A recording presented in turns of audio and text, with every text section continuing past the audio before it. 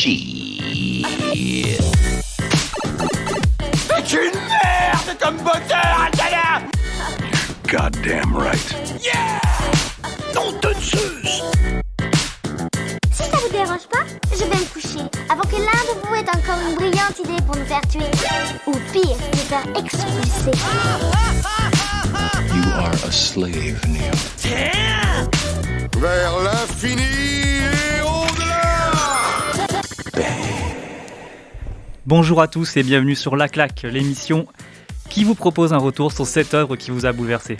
Comme chaque mois, on a le droit à un thème et le thème du jour, c'est le dépassement de soi. Et pour en parler, nous allons accueillir aujourd'hui autour de la table Gabriella.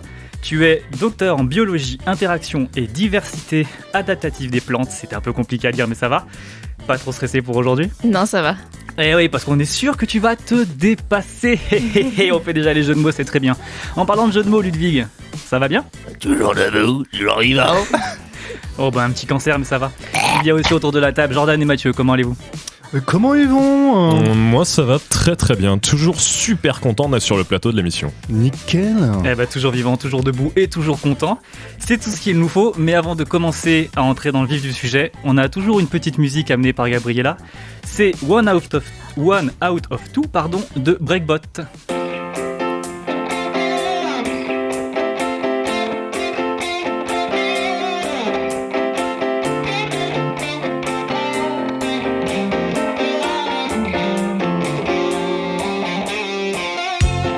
Having a dream, and in it, I'm just a machine. And only she has the potion that can give back emotion to the meaningless thing I'm becoming. She's everywhere, but she can never be seen. She's in the air, if you know what I mean. And I know it will not be easy to sing the song that has yet to be sung. Only you.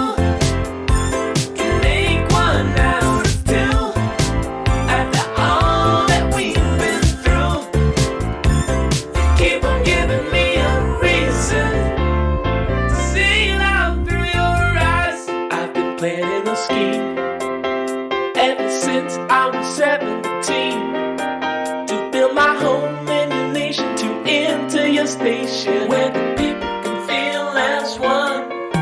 Sometimes I wish that it was only a dream, but I am just a machine. Ain't only you have a potion that can give back emotion to the meaningless thing I've become. So go only.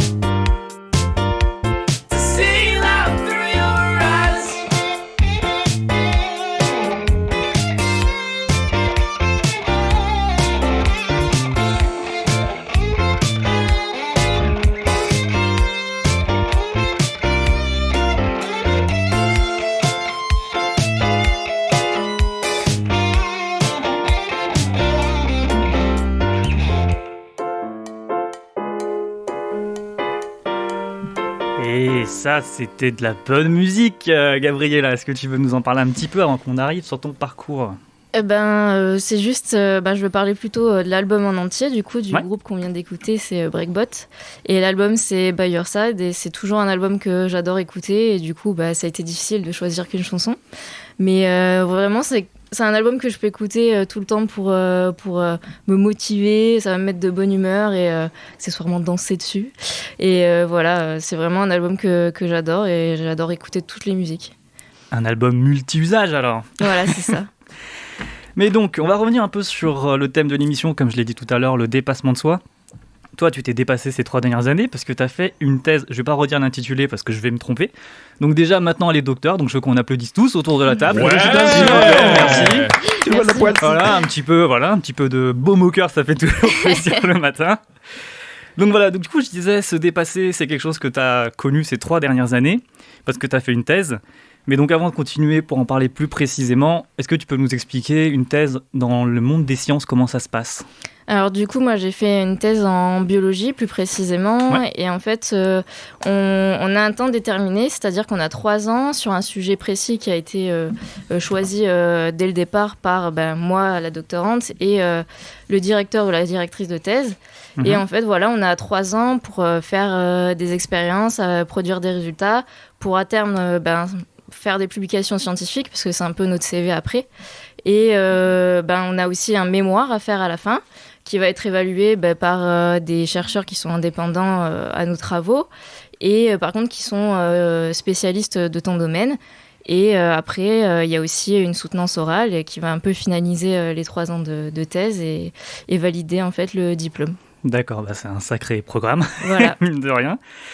Et donc du coup, concernant ta thèse, est-ce que tu peux nous en parler un peu plus ? Alors, j'ai fait une thèse qui allie en fait la biologie végétale et la microbiologie, parce que j'ai étudié la symbiose entre un arbre qui est le pin maritime et un champignon microscopique dont je ne dirai pas le nom, qui est trop compliqué. Moi, je peux le dire si vous voulez.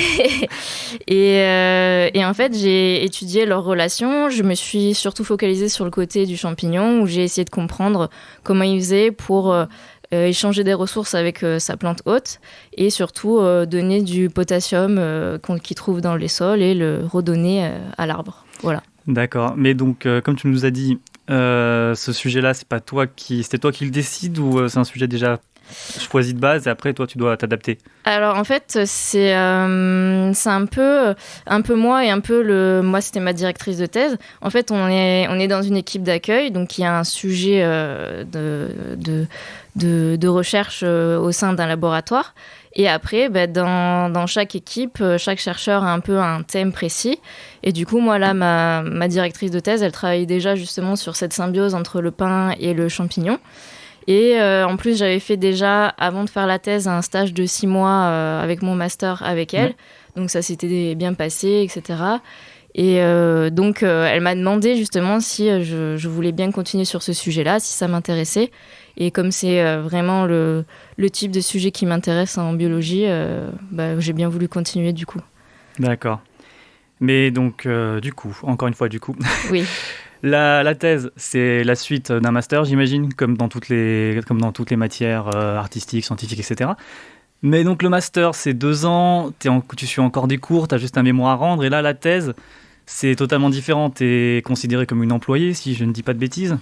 C'est ça. Faut aussi rendre un mémoire à la fin, mais c'est un vrai travail et tu es plus autonome sur une plus longue période. Donc du coup, ce gap entre master et thèse, ça a été bien appréhendé? C'est vrai que c'est complètement différent d'un parcours plus scolaire comme un master, où en fait on va suivre des cours, on va faire des stages et potentiellement avec ce stage on va faire un petit mémoire mais de 20 pages, quelque chose comme ça. Et après la thèse, c'est vraiment, on est engagé par le laboratoire, donc on travaille comme n'importe quel chercheur ou technicien là-bas, donc on a un salaire, etc.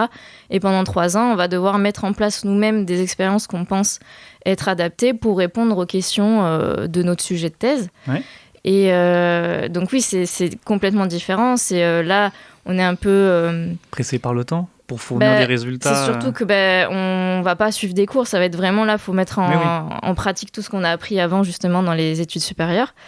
Et ouais, c'était un peu difficile pour moi parce que disons que dans les études supérieures, j'ai toujours été assez bonne élève, mais donc c'est très scolaire, on suit des cours, etc. Mais après là, quand tu es sur un sujet, et bon évidemment, t'as encore quand même ta directrice de thèse qui est censée t'aider et être là pour si tu as un problème, pour te soutenir. Voilà, si tu sais pas quelle expérience mettre en place, elle va t'aider à le faire, hein, t'es pas tout seul. Mais c'est vrai qu'il faut vraiment, là, t'es dans le grand bain, il faut apprendre à être autonome. Donc c'était pas forcément facile pour moi au début. Et voilà. Mais c'est surtout aussi que, au début, je voulais pas forcément faire une thèse, moi, après le master, mais comme le sujet me plaisait bien et que j'étais bien intégrée dans l'équipe et qu'elle voulait bien continuer avec moi, j'ai tenté le concours de l'école doctorale, je l'ai eu et c'était concret, quoi. Ok. Mais donc, j'avais d'autres questions, je regarde ma fiche, voilà. Du coup, cette thèse, au final, Ça t'a apporté quoi? Ça valait le coup? Il y a des regrets, des satisfactions? Bah oui, comme dans toute expérience. Après, il a fallu vraiment se motiver un peu. Moi, le problème que j'ai eu, c'est que ma directrice de thèse m'a laissé beaucoup de liberté, mais des fois un peu trop, où justement j'aurais aimé que des fois elle me mette un peu plus la pression, etc. Donc après, c'est assez personnel, hein, chaque thèse est différente. Mais du coup, il a vraiment fallu des fois où je me suis toujours... en deuxième année, par exemple, je me suis demandé si ça servait à quelque chose que je fasse cette thèse, par exemple, et après, il a fallu que je me remotive moi-même, etc. C'était pas facile de le faire soi-même. Mais donc voilà, le regret, c'est que j'aurais aimé le faire dès le départ, mais ça a été plus en deuxième année. Après, mieux tard que jamais. Hein. Ouais, voilà. Et après, je me dis que ça fait partie de l'apprentissage, et au final, c'est une bonne expérience, rien que au niveau personnel et professionnel, puisque professionnel, t'apprends encore plein de choses, et personnel pour justement s'affirmer, essayer de gagner un peu de confiance en soi pour justement, tu fais des expériences, il faut que tu les assumes, et il faut que tu sois fier de ce que tu fais, quoi. Donc voilà. Ouais, c'est le grand bain, quoi. T'es toute seule, faut gérer. C'est pas toujours facile, il y a des moments de doute, mais ça permet un peu de prendre confiance en soi et de se dire, t'as fait des choses, ça marche pas, essaye d'autres choses, et voilà. D'accord, en soi, tu t'en es bien tiré, quoi. Pour le Là, franchement, après, avec le recul, oui, sur le moment, c'est un peu difficile, mais sinon, ça va. Ok, c'était génial. Moi, la seule chose que j'ai compris, c'est que tu bossais sur des champignons. Je sais pas si pour les autres, c'était pareil. C'est hyper clair. Ah, merci Jordan. Mais donc, là, on vient de faire ton parcours, mais là maintenant, on va passer sur ta claque. Ton film, c'était Le Voyage de Chihiro, et on a un petit extrait avec nous. Oh, madame, je veux que vous me donniez du travail. Je t'ordonne de te taire. Seulement quand on me donnera du travail. La ferme, silence.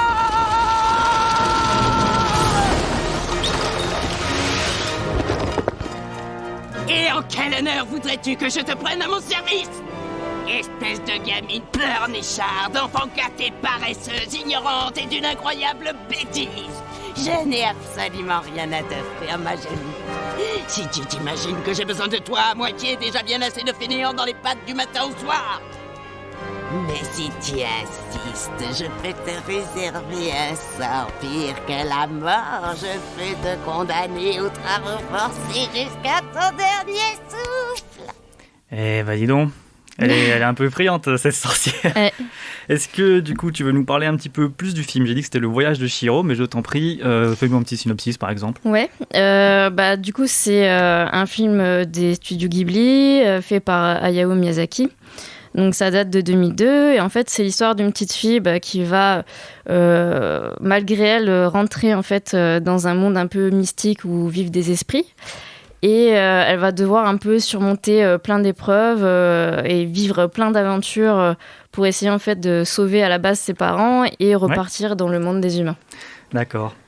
Tu as découvert quand ce film? Pourquoi, en fait, à la fin du visionnage de ce film, tu t'es dit « Waouh, ce film m'a mis une claque ». On va d'abord dans l'ordre. Quand est-ce que tu l'as découvert? On va aller progressivement. Alors, je pense que je l'ai découvert quand j'étais soit fin primaire, début collège, donc début de l'adolescence. Et pour moi, j'ai une affection particulière pour ce film parce que c'est le tout premier film de Hayao Miyazaki que j'ai vu, et voilà, ça m'a mis une claque déjà rien qu'au niveau visuellement, parce que ça, par exemple, ça changeait des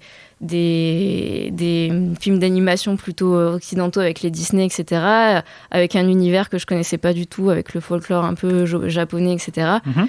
Et après, vraiment, l'histoire de A à Z, j'ai accroché, et j'aime beaucoup le parcours de Chihiro pendant tout ce film, donc c'est vraiment un film que j'adore voir et revoir, quoi. D'accord. Pour Chihiro, du coup, tu aimes beaucoup son parcours. Elle se dépasse énormément pendant ce film. Pour toi, du coup, comment se traduit le dépassement de soi dans ce film au travers de Chihiro? En fait, c'est parce qu'au début, on la montre un peu... donc, le tout début, l'introduction, c'est ses parents et elle qui sont en voiture. Et en fait, on comprend qu'ils déménagent et qu'elle va devoir changer d'école, de ville, etc. Et que pour une petite fille, c'est un peu un drame et c'est quelque chose qu'elle vit mal. Et ils vont arriver après dans un petit chemin abandonné et rentrer justement dans ce monde un peu mystique. Et tout le long de ce chemin où elle va après rencontrer les esprits, etc., on voit qu'elle est un peu peureuse, pas sûre d'elle, et elle appréhende vraiment un peu tout. Et surtout, quand elle commence à voir tous les esprits, etc., on voit c'est quelqu'un qui a vraiment peur de l'inconnu, de tout ce qu'elle voit. Et après, au final, elle va recevoir un peu d'aide, elle va un petit peu prendre confiance en elle tout le long du film. Et au final, la Chihiro du début et de la fin, c'est plus du tout la même parce qu'on voit qu'elle prend de l'assurance et qu'elle arrive à faire des choses que je pense qu'elle aurait même pas imaginées au début du film.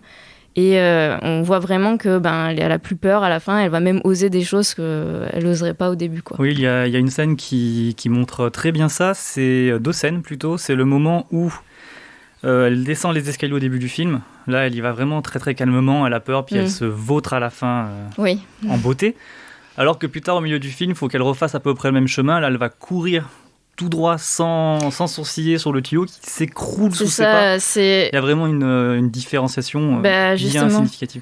Entre ces 2 scènes, un escalier, tu peux quand même le prendre normalement et elle l'aurait su pas trop de le faire. Et après, beaucoup plus tard, justement, comme elle gagne confiance en elle, il faut qu'elle est pratiquement dans le vide. C'est un tuyau un peu limite rouillé qui va vraiment... Pas très stable. Voilà, qui va se détruire si elle se met dessus. Mais elle sait qu'il faut qu'elle le fasse pour aller sauver son amie. Et du coup, tu vois qu'elle se motive et qu'elle court le plus vite possible sur ce tuyau et que voilà, ça montre que là, elle a plus peur d'aller de l'avant et d'essayer d'aller faire des choses, quoi. Et il y a aussi un univers, un folklore, comme tu as dit, très très grand. Moi, c'est vraiment ce qui m'a... on va pas dire choqué, mais ce qui m'a vraiment surpris dans le film, c'est qu'on a l'impression que Chihiro évolue dans un univers qui la dépasse et qui nous dépasse nous, qui est bien plus grand que ce que le film pouvait proposer. Et donc, en parlant de cet univers, t'as une créature un peu qui sort du lot pour toi ? C'est difficile de répondre parce que je trouve que dans ce film, tous les personnages secondaires sont réussis et ils ont chacun leur personnalité, ils sont un peu complémentaires. Après, j'aime beaucoup Aku parce que c'est le premier personnage qu'on voit qui va l'aider. J'aime beaucoup le Yubaba qui est représentée comme qui est méchante assez charismatique, mais tu vois que finalement, elle a quand même des côtés un peu, on va dire, humains. Elle est pas si méchante que ça. Elle dit quand même qu'elle va promettre de la libérer à la fin si elle arrive si elle arrive à deviner son énigme, etc. Donc voilà, je trouve que c'est des personnages tous les deux charismatiques. Après, évidemment, j'aime bien Chihiro, le sans-visage, voilà. Mais t'aimes bien Chihiro. Mais moi, en fait, il y a un truc aussi que j'ai vu pendant ce film, c'est que Chihiro, donc c'est une petite fille, comme tu as dit, dans un univers qui la dépasse. Et en fait, moi, la seule chose que je vois tout de suite, c'est que cette petite fille, c'est toi pendant ta thèse. Ouais, c'est un peu ça. Tu t'identifies un peu en elle ? Ah carrément. Comment ça se passe ? Parce que moi, c'est vrai que j'ai toujours un complexe au niveau du la confiance en soi. Ça, c'est depuis tout le temps, depuis même les études, depuis le collège, etc. Et vraiment, les études, ça a été un chemin pour moi pour essayer justement à chaque fois. Initiatique. Voilà, ça m'a aidé à chaque fois de dépasser mes peurs. Par exemple, parler à l'oral ou justement faire un mémoire sur 3 ans de thèse, etc. C'est un peu un résumé de ma vie dans les études, etc. Même dans la vie de tous les jours où faut se dire, on a peur de quelque chose, faut essayer de le surpasser, quoi. Même si c'est pas toujours facile. Et j'ai une autre question dont je t'avais pas parlé avant cette émission. Tu nous disais dans les petites réunions avant de faire l'émission que la fin te frustrait un petit peu quand Chihiro laisse ce monde derrière elle. Est-ce que par hasard tu aimerais retrouver Chihiro dans un autre film où elle revient dans cet univers, le retour de Chihiro ? Alors oui, ça me frustre, mais non, du coup, j'aimerais pas un 2 parce que je trouve que justement cette fin est un peu frustrante parce que je vais un peu spoiler, mais elle retourne dans son monde et elle va perdre un peu tous les amis qu'elle s'est fait dans le monde un peu mystique. Mais je trouve que c'est une bonne fin parce que on voit qu'elle a appris plein de choses dans ce monde, qu'elle va s'en sortir grandie. Et voilà, il n'y a pas à dire à plus. Ce monde la quittera pas. Moi, ça me frustre sur le fait que j'aimerais bien voir qu'elle retrouve des gens, etc. Mais je trouve que c'est une belle fin. Mais t'as peur de l'histoire de trop. Ouais, voilà. Je pense que ce serait peut-être un peu trop de revenir dans le monde mystique, etc. Mais voilà, moi, je resterai sur la fin de Chihiro. De toute façon, tu vas le voir en boucle et en boucle. Oui, voilà. Moi, je j'ai déjà vu des dizaines de fois. Voilà. Donc, Autour de la table, vous avez aussi vu le film. Est-ce que quelqu'un a envie de se lancer pour donner son avis, son appréciation ? Allez, Ludwig, t'as les yeux de Merlan Free. Le réveil. Donc, pour tout vous avouer, c'est la première fois que je le découvrais en entier. Parce qu'apparemment, c'est toujours dans le cadre d'études, ou soit juste parce que des amis m'en ont parlé, ils m'ont montré des extraits. Donc, c'était... vous voyez, c'est le genre de film qu'on rajoute sur une liste aussi longue que ma jambe. Et là, je peux enfin rayer ce nom de la liste. Donc oui, un très beau film avec un beau message et surtout une animation, c'est incroyable.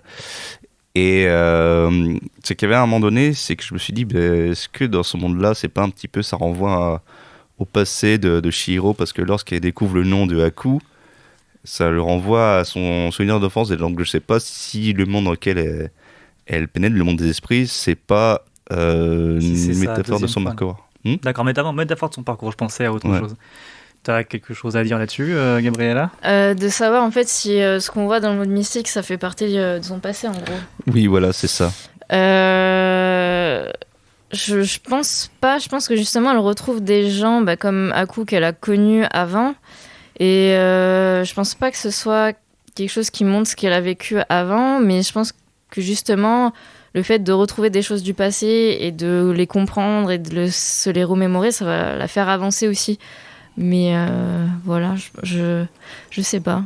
Non, mais c'est très bien. Oui, Mathieu. Alors, je suis tout à fait d'accord avec ce que disait Ludwig, en fait, sur l'idée que c'est un peu un reflet de la vie de Chihiro. Pour moi, le film, c'est vraiment, vous l'avez dit, une quête initiatique. C'est un peu le passage à l'âge adulte, en fait. Chihiro, au tout début du film, c'est une petite fille qui est pleureuse, qui ne veut pas aller vers l'avant, qui est traînée par ses parents de force, en fait. Et au bout d'un moment, elle se retrouve sans ses parents. Et elle va apprendre à grandir, en fait. Elle va apprendre à se débrouiller par elle-même. Donc, elle va rencontrer Haku. Et la première étape, en fait, ça va être pour elle de trouver un travail pour se mettre à l'abri, en fait. Pour se mettre à l'abri du danger. Et elle va, pour ce travail, elle va vraiment se donner à fond, se battre, elle va aller convaincre Yubaba, elle va faire pression sur elle en faisant pleurer le bébé, etc. Et elle va même aller jusqu'à abandonner son nom, à se déshumaniser, pour justement rentrer dans cette espèce de monde qui est complètement le reflet de notre société. Et en fait, elle va grandir elle-même à partir du moment où elle va se soucier des autres. Vous avez parlé de la scène de la course sur le tuyau, mais en fait, si elle arrive à faire cette espèce de prouesse à la Prince of Persia, c'est aussi parce que elle a un but, et son but, c'est de protéger Haku. Son but, c'est de protéger les sans-visage. Et même les petites noiraudes, finalement, qui se nourrissent d'étoiles, qu'on nourrit d'étoiles un petit peu, qui sont le reflet des ouvriers industriels, et ben, elle va amener un peu la révolution chez eux. Finalement, en fait, c'est ce rapport aux autres qui va la faire devenir mature et qui va l'amener dans l'âge adulte, quoi. Jordan, est-ce que tu as quelque chose à rajouter ? Oui, alors j'ai découvert le film Chihiro à peu près en même temps que Gabriella, c'est-à-dire à la fin primaire, début collège. Par contre, j'ai mis du temps avant de le revoir parce que j'avais été traumatisé par la transformation des parents de Chihiro en cochons. Ah ouais. Vraiment, c'est un truc qui m'avait vraiment, c'est choquant. On peut vraiment choqué à l'époque. Par contre, il y avait ce personnage de sans visage qui m'avait fasciné. Voilà, c'est une espèce d'entité qui représente la société de consommation. Oui, c'est exactement ça. Voilà, et en fait, finalement, c'est un film important pour la société en général. Et à travers ce personnage, ça représente aussi, finalement, ceux qui ont distribué les films Ghibli juste après, c'est-à-dire l'industrie Disney qui est un peu... C'est Buena Vista qui a distribué. Voilà, c'est ça, Buena Vista qui est devenu Walt Disney Distribution. Ouais. C'est déjà il y a 10 ans. Et qui en quelque sorte l'antithèse des studios Ghibli. D'ailleurs, il y a le parc d'attractions Ghibli qui est en construction en ce moment au Japon, et j'espère qu'il ne va pas se transformer en Disneyland. J'espère que ça va rester vraiment... Un peu intimiste. Voilà, c'est ça, intimiste, mais aussi avec les valeurs d'écologie que le studio essaye de montrer à travers ses films, par exemple. Ludwig, tu voulais rajouter quelque chose ? Oui, c'est par rapport aux parents de Chihiro qui se transforme en cochon. Quand j'ai vu ça, je me suis dit, est-ce que ce serait pas une référence à Pinocchio parce que c'est pareil, à un moment donné, ces enfants, ils sont nés sur une île, il n'y a pas d'attraction, c'est de mon souvenir de mémoire, Et justement, c'est que les enfants, ils mangent quelque chose, ils se transforment en ânes, en fait, qui deviennent un peu les ouvriers. C'est vrai que ça y ressemble, mais moi je dirais que comme c'est vraiment un film qui est très axé sur la culture japonaise et essayer de revenir aux cultures, aux traditions japonaises, effectivement, ça y ressemble, mais je vois pas trop le rapport avec Pinocchio, quoi. Non, c'est peut-être plus juste par rapport à l'image du cochon, qui est vraiment cette espèce d'animal le porc qui va se goinfrer de plus en plus. Exactement. Et donc c'est bon, vous avez terminé. Ouais, je me suis planté sur la référence. Oui, c'est juste une hypothèse. Hein. On t'en veut pas, lui. Non, t'inquiète. On t'en veut pas, mais on t'en veut un petit peu quand même. Il y a aussi de très très belles musiques dans ce film, toujours comme pour le Kaguya, merci, qui était la claque de Jordan il y a quelques temps. Des musiques faites par Joe Hisaishi. Vous en avez pensé quoi? Vous avez aimé? Ça vous a aidé à vous transporter dans cet univers? Dès le début, ouais. Dès les premières notes, je pense que tout le monde adore Joe Hisaishi, et je pense que c'est le genre de musique qui est parfaite pour voyager dans cette espèce de fable qui est le voyage de Chihiro, justement.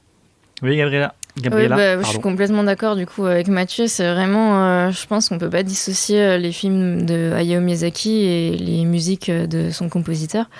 Là, je trouve que pour Chihiro, c'est dès le début, il y a la musique principale qui va revenir plusieurs fois dans le film, et c'est juste hyper belle. Il y a aussi une autre musique qui est hyper importante, parce que c'est un moment où justement il va y avoir que la musique et pas de paroles. C'est moment dans le bus. Dans le train, voilà.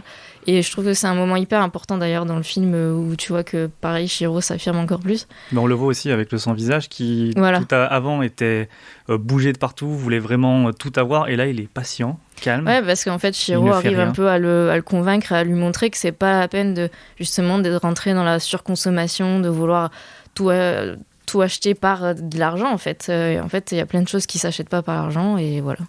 Donc j'ai une dernière question avant de passer à la seconde claque. La dernière fois, je vous demandais quel était votre Ghibli préféré, et cette fois-ci, parce que en fait, Gabriella, c'est le premier film qu'elle a vu, elle l'a adoré, c'est son film préféré. Mais donc pour vous, quel est le premier film du studio Ghibli, Miyazaki ou pas Miyazaki, que vous avez vu? Petite curiosité comme ça. Nausicaa. Ouais, parce que je voulais les faire plus ou moins par ordre chronologique, même si c'est pas le premier, c'est un des plus marquants. Ouais. Mais si, c'est le premier, c'est pas le premier du studio, mais après il a été rapatrié. C'est ça. Ouais. Jordan? Moi, ça devait être Princesse Mononoke avec mes grands frères. Mais je n'avais pas un très bon souvenir à l'époque. J'ai plus été marqué par Chihiro juste après. Et toi, Ludwig? Moi, c'était Porco Rosso. Le meilleur. Quand on parle de studio Ghibli, c'est le premier qui me revient en tête. Et pareil, c'est bon par morceaux. Et il faudrait que je le revoie, tiens, ce serait une bonne idée. Et toi, Benjamin? Moi, mon préféré, ça serait Nausicaa. Parce que c'est aussi le premier que j'ai vu. J'ai l'impression que c'est ça tout le temps pour toutes les œuvres globales. Mais sinon, je dirais que c'est Si tu tends l'oreille. Il n'y a rien de mystique, rien de spécial, mais la relation entre les deux personnages, j'ai trouvé ça excellent. J'aimerais juste dire un truc sur Miyazaki. Maintenant qu'on en parle, ce mec, quand même, crée des personnages féminins hyper intéressants.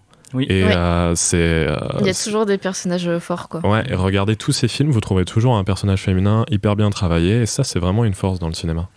Alors qu'actuellement, généralement, quand on essaie de faire des personnages féminins forts, c'est pas souvent bien fait parce qu'on a un peu peur de se heurter à la populace ou. Oui, et puis c'est un peu plus calibré. Alors très vite, Jordan, après on va changer de claque. Et en plus, des personnages féminins forts, l'écologie qui est vraiment au cœur des films Ghibli, qui est très important et qui était déjà là avec Nausicaa en 1984 avec le manga. Donc vraiment, hyper voilà. Oui, c'était un visionnaire tout simplement. Vive Miyazaki. Voilà, vive Miyazaki, tout son cœur.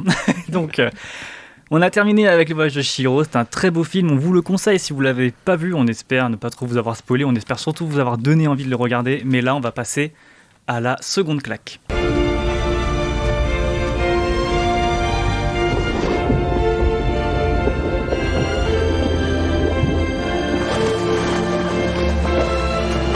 Vincent! How are you doing this, Vincent? How have you done any of this? We have to go back. It's too late for that. We're close to the other side. What other side? You want to drown us both? You want to know how I did it? This is how I did it, Anton. I never saved anything for the swim back.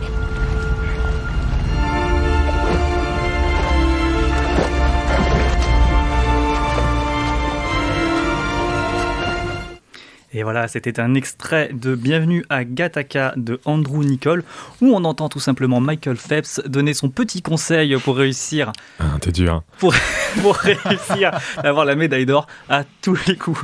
On trêve de plaisanterie. Mathieu, est-ce que tu peux nous parler un peu de ta claque ? Ouais, bien sûr, bien sûr. Alors c'est toujours un grand moment de réécouter cet extrait parce que je trouve que c'est un des passages les plus beaux du cinéma avec une des punchlines les plus stylées. Mais alors Bienvenue à Gattaca, qu'est-ce que c'est ? C'est un film de 1997, comme tu l'as dit, c'est réalisé par Andrew Niccol. C'est un film de science-fiction qui se passe dans une société pas tant dystopique que ça, dans une société qui pourrait très bien être notre société dans 20, 30 ans, où en fait la procréation assistée est devenue un peu la norme et on est complètement tombé dans une science de l'eugénisme. Alors l'eugénisme, pour ceux qui ne savent pas ce que ça veut dire. L'eugénisme, en fait, c'est le principe d'améliorer l'humain pour qu'il soit le mieux possible. En fait, on avait eu ça avec les théories nazies pendant la Seconde Guerre mondiale, ou l'améliorer de manière génétique. La pureté aryenne, où voilà, on éliminait un petit peu tout ce qui sortait du cadre de la pureté aryenne. Là, dans le film, c'est beaucoup plus probable que ce qui nous est arrivé ce qui est arrivé dans les années 40, c'est beaucoup plus probable d'arriver, puisque c'est tout simplement sélectionner les meilleurs gènes chez des parents pour que les enfants aient le meilleur patrimoine génétique, en fait, tout simplement. Donc pas de myopie, pas de calvitie, une grande taille, forme physique, etc. Des espèces d'êtres parfaits, comme c'est dit dans le film. Et en fait, on va suivre l'histoire de Vincent, qui est un enfant du destin. Ces espèces d'enfants qui, au début de la période où les enfants sont procréés de manière eugénique, eux, les enfants du destin, sont encore conçus de manière naturelle et en fait n'héritent pas du patrimoine génétique le meilleur de leurs parents. Et en fait, dès la naissance, on leur fait une petite prise de sang et on vérifie si, oui ou non, ils vont avoir des problèmes de santé. Et Vincent a 80% de chances de développer une maladie du cœur et de mourir avant 30 ans. Donc voilà, on suit l'histoire de ce garçon, mais ce garçon qui va être exclu de la société et qui va avoir quand même comme rêve d'aller dans les étoiles, d'aller sur la lune de Saturne, Titan, et de devenir donc astronaute. Ok.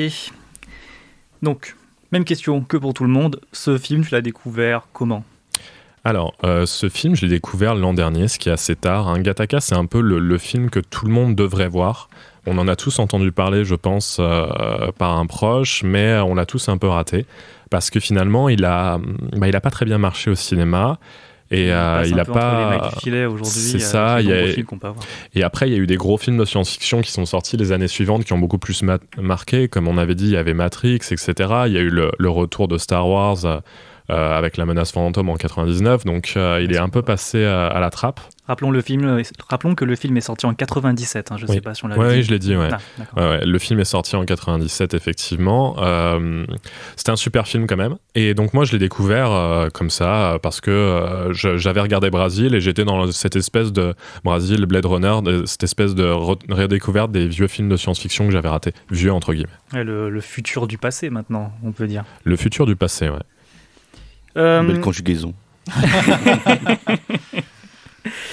Donc tu nous parles un peu de ce monde dans lequel ils évoluent, mais est-ce que ce monde-là, toi, ne te fait pas peur ? Est-ce que tu n'as pas peur aussi que ça se réalise dans la société dans laquelle on vit ? Ah, c'est compliqué comme question, parce que finalement, est-ce que toi, si demain tu as des enfants, tu n'as pas envie qu'ils aient le meilleur patrimoine génétique du monde ? C'est un peu ça le questionnement du film, c'est ça qui est hyper intéressant. Il traite l'eugénisme sous plein de facettes différentes et surtout la discrimination. Qu'est-ce que ça va entraîner en fait ? Parce que Vincent, ce mec, il est hyper doué. Dans notre société actuelle, ça aurait été vraiment un cas d'or. Mais il est rejeté par la société. En fait, il est complètement discriminé. Et on voit, pareil, les êtres parfaits qui finalement, vu qu'ils sont parfaits, ils ont plus de but dans la vie. Et on le voit avec le personnage de Eugène. Alors je vais juste préciser, Vincent, il va rentrer à Gattaca, qui est l'institut qui envoie sur la ligne de Titan, et pour rentrer à Gattaca, il va se faire passer pour un être parfait. Il va prendre la place d'Eugène, qui lui... Jérôme Eugène Moreau. Jérôme Eugène, mais il veut se faire appeler Eugène pour rappeler l'eugénisme d'ailleurs. En fait, ces deux hommes, ils vont partager une même identité. Vincent et Eugène vont être tous les deux Jérôme. Et du coup, en fait, Eugène, c'est un être parfait qui a eu un accident qui est passé sous une voiture et qui est paralysé. Et du coup, il prête son identité, Jérôme, il prête son identité à Vincent pour qu'il entre à Gattaca et qu'il réalise ses rêves. Et en fait, c'est super joli. Je trouve que Jude Law et Ethan Hawke jouent très bien ensemble. Et c'est super joli dans le film, comme ça s'articule leur relation. À un moment, Jude Law le dit à la fin du film. Je t'ai prêté mon corps et tu m'as donné ton rêve. Et c'est juste magnifique parce qu'effectivement, Vincent, c'est un mec qui se bat, il lutte contre le destin et en même temps, finalement, il arrive à faire des prouesses que les êtres parfaits sont même pas censés arriver tous à faire. Et Vincent, lui, il arrive enfin à trouver un but dans sa vie, c'est d'aider Eugène arrive à trouver un but dans sa vie, c'est d'aider Vincent. Mais donc, en restant sur les êtres parfaits, donc avec l'eugénisme, il y a de plus en plus d'êtres parfaits, voire quasiment que ça dans cette société. Donc au final, ils sont à peu près tous normaux. Tu as quelque chose à développer sur ça ou... Ouais, bah déjà, en plus, ça se retranscrit vachement dans l'atmosphère du film, avec leur coupe parfaite, leurs vêtements très ternes, etc. Ils sont complètement très aseptisés aussi. Ils sont complètement déshumanisés, en fait. Ils n'ont pas de nom. Ils n'ont pas de nom. Les collègues de Vincent, on ne les rencontre jamais. Même Uma Thurman, il me semble, son nom n'est jamais cité, si je dis pas de bêtises. Je ne m'en souviens pas. Il me semble pas. Non. Donc, ça crée vraiment une ambiance très particulière dans cette architecture moderniste des années 50-60. Comme tu disais, en fait, c'est de la vieille science-fiction, en fait. Mais c'était voulu. Hein. Dans les années 97, ils n'ont pas mis d'effets spéciaux, mais ils ont choisi de tourner dans ces décors des années 60 pour vraiment donner un aspect très brut, très lissé à l'œuvre. Et effectivement, comme je l'ai dit plus tôt, ça déshumanise complètement la chose. On est dans une société aseptisée où finalement il n'y a plus de perfection. En fait, l'imperfection devient la perfection. Et on va terminer avec une dernière question avant de passer aux avis des autres personnes autour de la table. La question que je n'ai pas posée à Gabriella parce que je n'ai pas eu le temps. VF ou VO pour ce film, pour toi ? Je l'ai vu en VO la première fois, je l'ai vu en VF avant-hier soir, et je dois avouer que la VF est de très bonne facture. Mais c'est comme vous préférez. Là, après, franchement, je conseille les deux. Il n'y a pas de préférence. Oui, généralement, les films avant les années 2000 sont en VF, plutôt de bonne facture. Et en parlant d'amoureux de la VF, Ludwig, encore une fois, qu'as-tu pensé de ce film ? Magnifique ce film, et c'est pareil, c'est que j'ai découvert tout récemment. Tout comme Le Voyage de Chihiro, c'est que un film qu'on rajoute à cette longue liste que je peux enfin barrer. Et c'est pareil, c'est que j'avais un a priori biaisé. C'était pas genre je disais non c'est nul. Non, c'est plutôt je m'attendais à un autre film en fait. Alors vraiment plus grosse science-fiction. Tu t'attendais à quoi exactement ? Alors vraiment à quelque chose qui se passe dans l'espace en fait. Et j'étais pas loin parce que ça parlait effectivement de l'espace, mais c'est pas le sujet. Et c'est pareil, on suit l'histoire de quelqu'un qui refuse d'être assouvi par le destin juste parce que ses conditions physiques n'est pas adaptées à la société. Il refuse de suivre leur avis. C'est très américain ça d'ailleurs, hein, cette espèce de figure du battant qui va lutter contre son destin. Il faut construire sa propre destinée. Voilà, self-made man et tout, mais bon, je pense qu'après c'est pas uniquement américain, ça parle à peu près à tout le monde aussi, et puis surtout par rapport avec son frère justement, son frère qui lui a été créé. Était parfait. Voilà, par l'eugénisme justement, et que finalement ils avaient justement dans le film ils font un espèce de duel où ils vont à la plage puis ils vont nager le plus loin possible. Et son frère lui a dit bah non, je vais gagner, du sûr, t'as aucune chance parce que toi t'es asthmatique et tout. Enfin, il lui dit pas qu'il est asthmatique, mais il lui dit qu'il a. Les probabilités sont pas de ton côté. Hein. Voilà, et finalement, c'est son frère, celui qui est parfait, qui se noie. Et c'est celui qui a le défaut qui le sauve. Je trouvais ça que c'était le plus beau moment du film et tout. Après, je vais pas vous spoiler, mais retenez bien ce passage. Si vous avez écouté l'extrait, de toute façon, c'est légèrement spoiler. Gabriella, est-ce que tu avais déjà vu le film avant ? Qu'est-ce que tu as quelque chose à dire sur ce film ? Parle-nous. Oui, alors moi j'ai une affection aussi particulière pour ce film parce que je pense que c'est un des premiers films que mon grand frère m'a dit de voir quand j'étais en âge justement de comprendre un peu les choses complexes ou les sous-entendus, etc. Et du coup déjà à l'époque j'en avais eu une forte impression. Et là, en le revoyant, je ne l'ai pas revu depuis, je l'ai revu que récemment en étant adulte. Et je sais pas, ça m'a encore plus plu, parce que quand tu es adulte, tu comprends encore plus de choses. Et j'ai trouvé que c'était un magnifique film. J'ai trouvé ça limite poétique aussi par moments. Je trouve qu'il est doux. Et ça traite d'un sujet assez important, mais de manière... je sais pas, délicate, et c'est vraiment quelque chose que je retiens de ce film. Délicate et intelligente aussi. Voilà, et pareil, j'adore les jeux d'acteurs avec Jude Law, Ethan Hawke et Uma Thurman, je trouvais qu'ils jouaient super bien. Et comme tout le monde l'a dit, j'aime bien le message derrière de c'est pas parce qu'on va te dire que tu n'y arriveras jamais que ça va être le cas. Si tu te dépasses, si tu y crois et que tu t'arraches, tu peux arriver à faire des belles choses, et voilà. Donc moi j'adore ce film. Et j'adore la musique aussi. On n'en a pas parlé, mais je trouve que la musique est super belle. La musique a été faite par Michael Nyman, je ne sais pas comment ça se prononce. Neymar. On va continuer avec Jordan. La musique, est-ce que ça t'a ému? Ouais, la musique, elle est superbe, évidemment.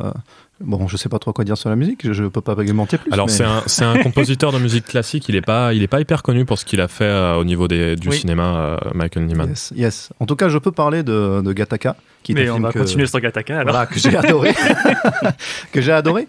Et tout à l'heure, tu parlais du futur, du passé. Ouais. Et puis c'est exactement ça, parce que voilà, maintenant avec le Face ID, je suis désolé, ils n'avaient pas anticipé ça, mais il n'y aura pas eu de film. Hein. C'est-à-dire que voilà, Vincent aurait été reconnu depuis le début, et puis voilà. Mais bon, évidemment, c'est un parti pris. Tout à l'heure, on parlait de cette esthétique années 60, alors que c'est un film des années 90. Et moi, ça me fait penser aussi au fait que ce film s'inspire évidemment des romans d'anticipation. On pense à George Orwell, évidemment, c'est la base 1984. Mais moi, je pense surtout au roman qui s'appelle Le meilleur des mondes de Aldous Huxley, qui est clairement sur l'eugénisme. Et pour moi, en quelque sorte, c'est l'adaptation filmique qu'on n'a jamais eue de ce roman, sachant qu'il a failli être adapté plusieurs fois, notamment par Ridley Scott qui avait eu les droits et qui voulait faire du héros du meilleur des mondes, qui voulait faire de Leonardo DiCaprio le héros du film. Voilà. Alors juste, j'aimerais revenir sur le Face ID. Si il y est, on voit sa photo et il y a même en fait, Vincent est complètement flippé à l'idée d'être découvert et c'est Eugène qui le rassure et qui lui dit mais clairement ils préféreront jamais, ils ne voudront reconnaître en fait qu'un sous-être a pu les berner et on le voit, sa photo elle s'affiche tout le temps, mais en fait, ils sont tellement imbus d'eux-mêmes et pour eux, les enfants du destin sont tellement des sous-hommes que finalement, c'est impossible que quelqu'un qui n'est pas fait pour être à Gattaca rentre à Gattaca. Si je dis pas de bêtises, c'est vers la fin. Hein. C'est vers la fin, mais même dès le début, en fait, il y a cette histoire de photo qui s'affiche toujours. Il y a toujours la photo qui s'affiche. On la voit quand il est chez le médecin, d'ailleurs, etc., qui s'affiche. Le médecin qui est le seul, d'ailleurs, à avoir vraiment compris qu'il était un enfant du destin. Tu aimerais rajouter quelque chose? Non, c'était juste pour rebondir sur ça. Oui, c'est pour confirmer que dès le début, même du coup, le vrai Jérôme, moi j'appelais vrai Jérôme Eugène, lui dit dès le début, mais on s'en fiche de la photo, ils font même pas attention, ils regardent juste tes résultats pour voir si t'es quelqu'un de parfait, mais ils regardent même pas la photo. Puis pour eux, c'est impensable que quelqu'un soit déjà là de base. Et je trouve ça aussi, c'est un message derrière de, on regarde même plus les visages des gens, toujours sur l'aseptisation, ça déshumanise. Voilà. Ouais, de toute façon, ton CV est dans tes cellules, donc. Oui, il y a la scène où il est censé, je crois que c'est dans ce film parce que du coup je confonds peut-être avec un autre où il est censé passer un entretien d'embauche. On lui fait juste une prise de sang et on lui dit c'était ça l'entretien d'embauche. Moi j'aimerais que mes entretiens d'embauche soient comme ça. Hein. Donc bon, voilà. Le terme aussi Gattaca, pour rester un peu sur l'eugénisme et compagnie, c'est une petite référence bien sûr à l'ADN. Je pense qu'on l'a tous eu. Mais comme on a un docteur autour de la table, est-ce que tu pourrais nous citer les 4 nucléotides ? Vas-y, montre-nous ton talent, montre-nous ton génie. Là, c'est AT et CG. Après, c'est adénosine, tyrosine, guanine et le dernier, je l'ai plus. Adénine et thymine. 2 sur 4, c'est pas mal. Quelque chose. Mais tu sais, après, tu les cites vous pas tous les jours. Vous remportez à la rousse, merci. En gros, Benjamin, alors on a une question pour toi. Tu pourrais nous citer le nom du chef opérateur d'Orson Welles, s'il te plaît, vu que tu as fait du cinéma. Alors, le chef opérateur d'Orson Welles, c'est très connu pour les films comme Bravo. Franchement. Non, mais voilà. Moi aussi, j'ai la rousse. C'est juste que c'est vrai qu'après, on cite pas tous les jours les j'aurais aimé nucléotides. J'aurais aimé l'amener un peu mieux dans la conversation, mais j'ai pas eu l'occasion et j'avais envie de te piéger. C'est réussi. Donc voilà, sur cette magnifique question qui n'avait pas trop de rapport, on va s'arrêter pour ce film et on a une musique. La musique qui n'est d'autre que Baby Come On de Plus 44 avec un accent anglais magnifique et on va écouter ça tout de suite.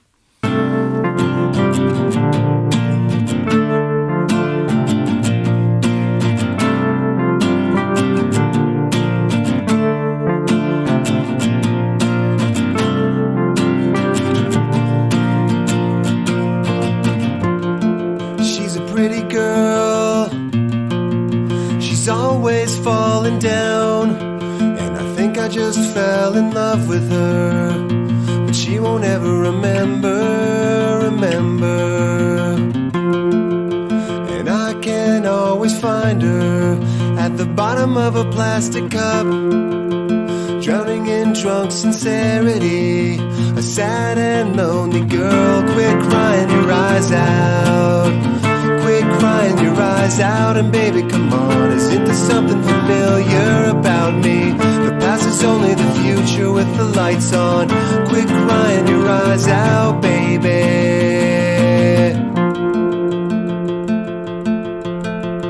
And she said, I think we're running out of alcohol tonight. I hate this fucking town, and all my best friends will be the death of me. They won't ever remember. So please take me far away before I melt into the ground and all my words get used against me. You sad and lonely girl, quit crying your eyes out, quit crying your eyes out, and baby come on, isn't there something familiar about me? The past is only the future with the lights on. Quit crying your eyes out, baby.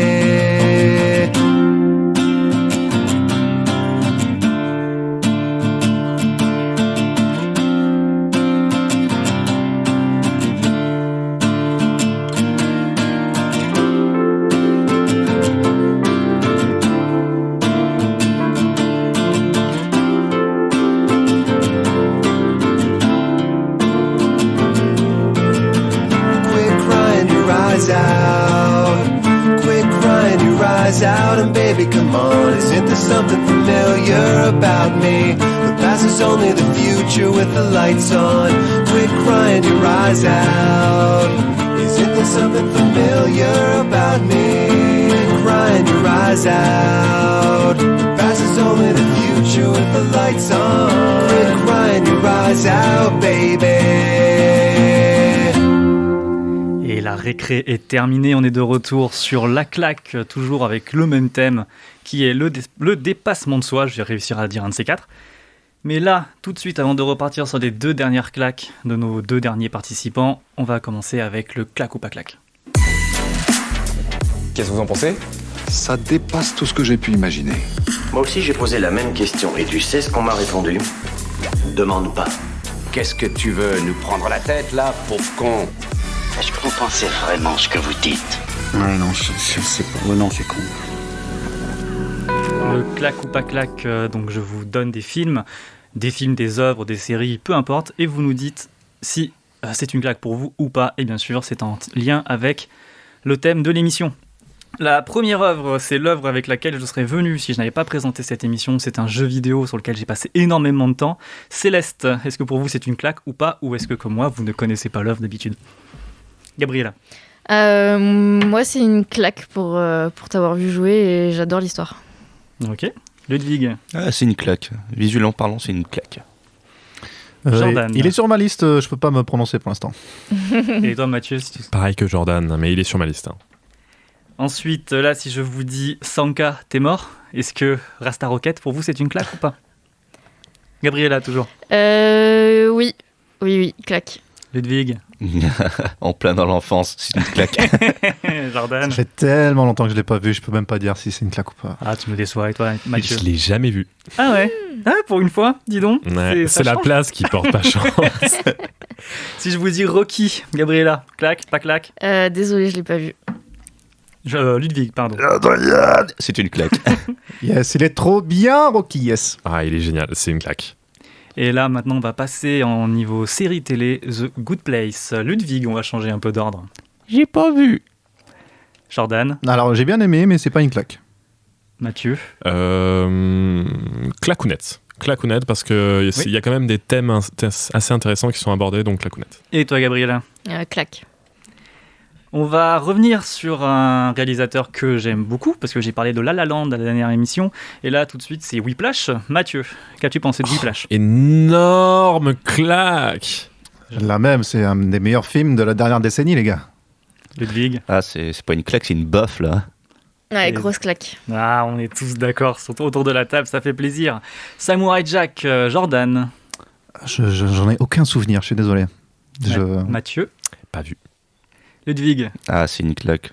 Pour la dernière saison... Elle est excellente, la dernière saison. Oui. Gabriella. Je suis d'accord, claque sur la dernière saison, génial. On revient dans les films avec James Franco, 127 heures, Mathieu. Super claque. Jordan.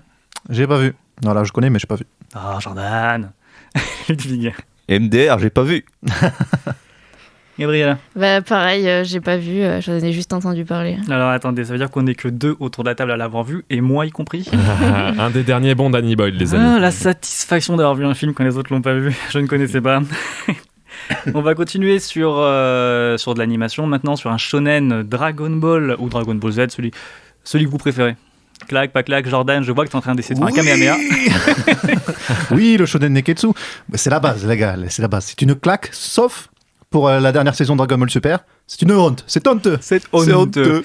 Ludwig, est-ce que pour toi c'est honteux? Claque, pas claque? Rayon magique. C'est une claque. Gabriella.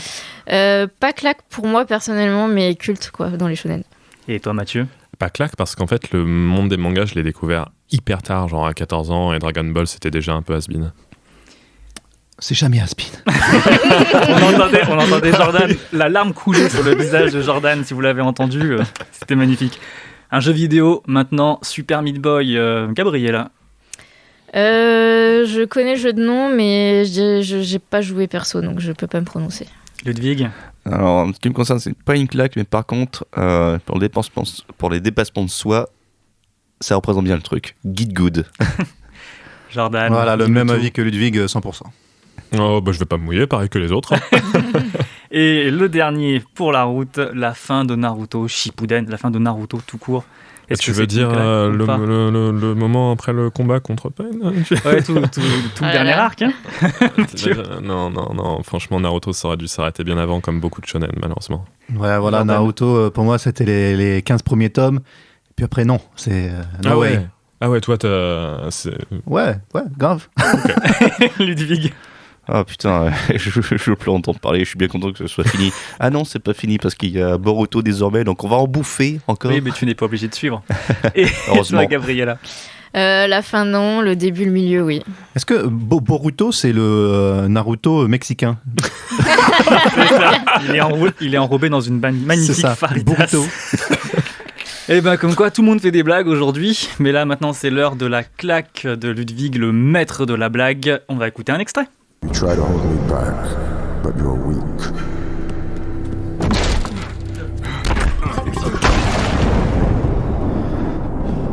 You know it in your soul. You're nothing but a hollow shell.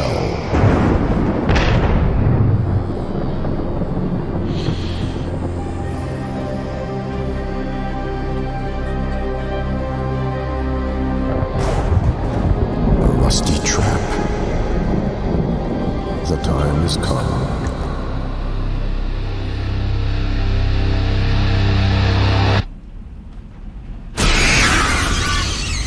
On va parler chauve-souris aujourd'hui avec The Dark Knight Returns, partie 1. Donc un Batman, bien évidemment. Ludwig, est-ce que tu veux nous en parler un petit peu ? Alors oui, Batman The Dark Knight Returns, c'est une adaptation du comics scénarisé et illustré par Frank Miller, sorti en 87. Et le film en 2012. Oui, tout à fait, en 2012, en 2 parties d'ailleurs, parce que le comics de base, il est assez conséquent, il était en 4 tomes. Et donc là, ils ont réussi à faire l'audace d'adapter tout le comics, mais on le divisait en 2.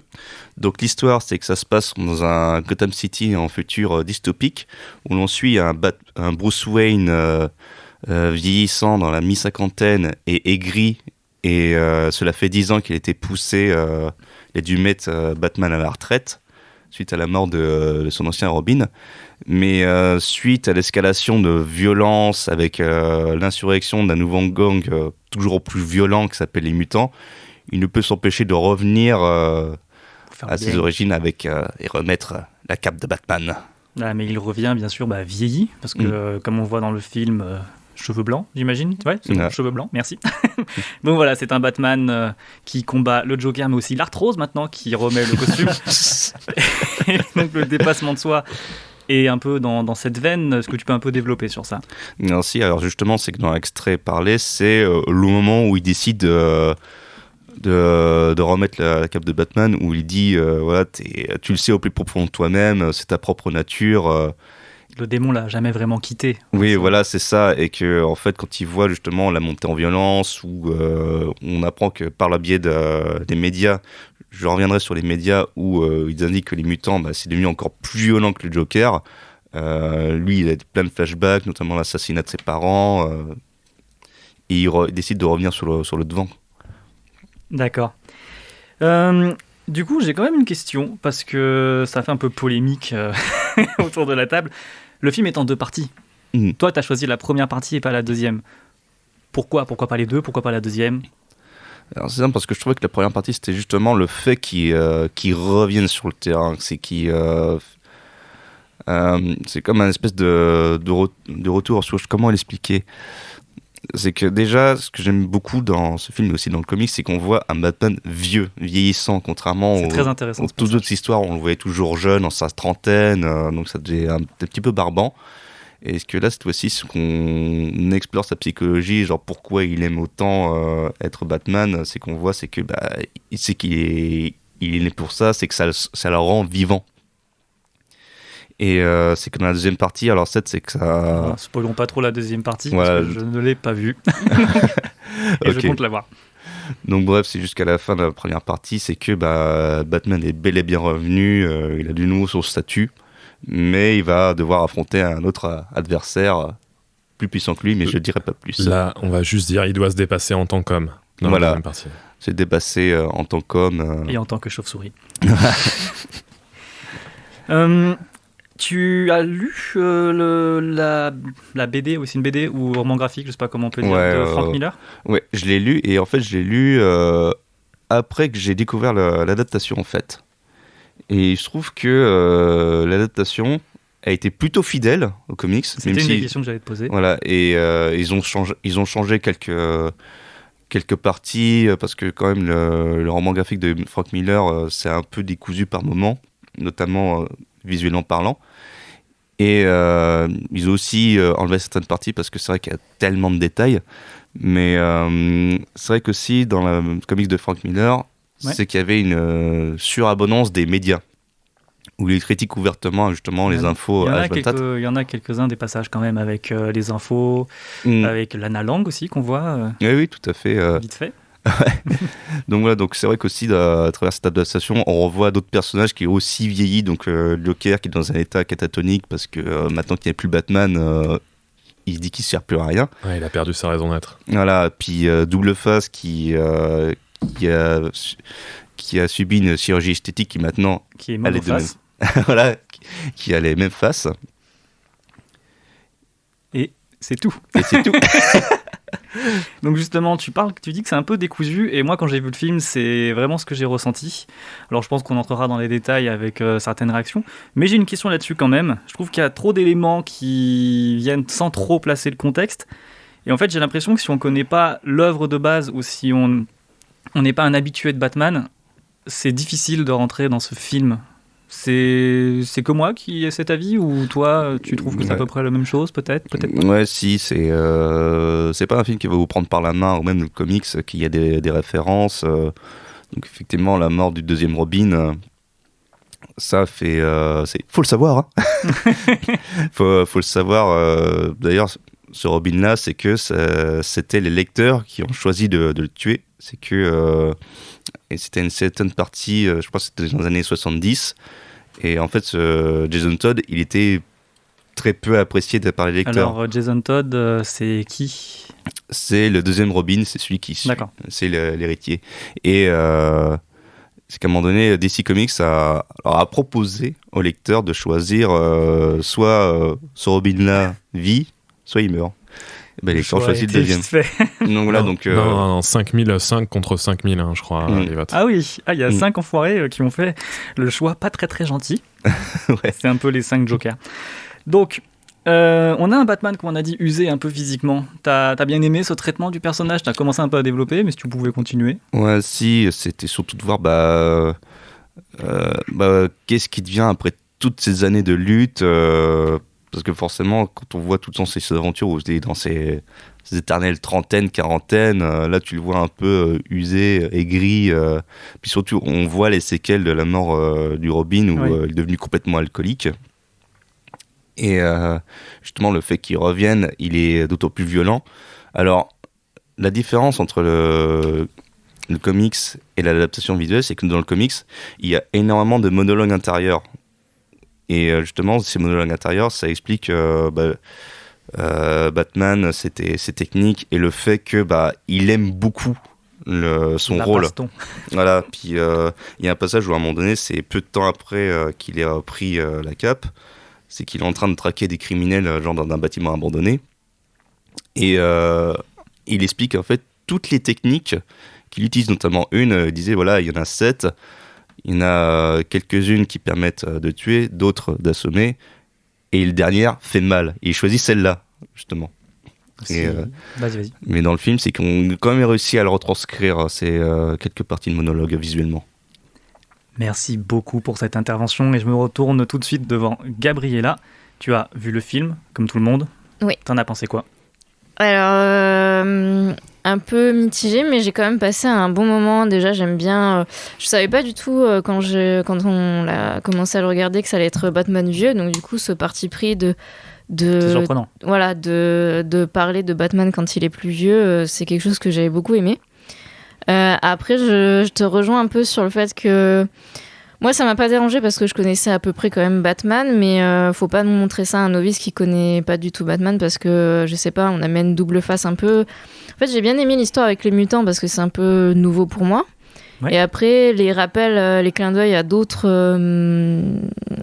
méchants emblématiques de Batman, je trouvais ça un peu limite en trop. Enfin, voilà. J'ai bien aimé le style graphique, j'ai passé un bon moment, etc. Il y a des moments un peu plus ou moins longs. Mais voilà, je pense que j'aurais plus aimé peut-être avoir juste l'histoire avec les mutants, qui est la nouvelle histoire, quoi. Mathieu, tu en as pensé quoi de ce film ? Alors moi j'ai adoré parce que je pense comme beaucoup de gens qui sont nés dans les années 90, j'ai grandi avec le dessin animé Batman. Donc c'est vraiment le super-héros qui a marqué mon enfance avec Spider-Man, mais Batman de manière beaucoup plus présente quand même.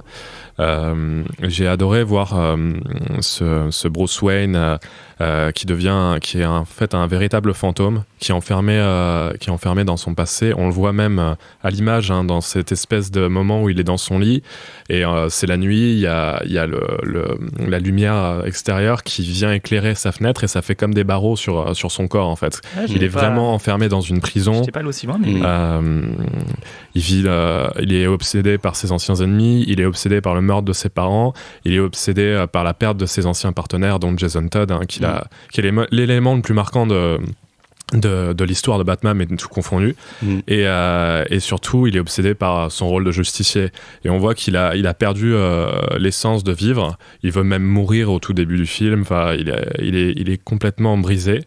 Et ce film, cette espèce de diptyque, est super bien réalisé parce que justement, c'est un peu Batman qui va reprendre sa cape, mais aussi qui va chercher enfin quoi faire en fait. Comment enfin s'accomplir.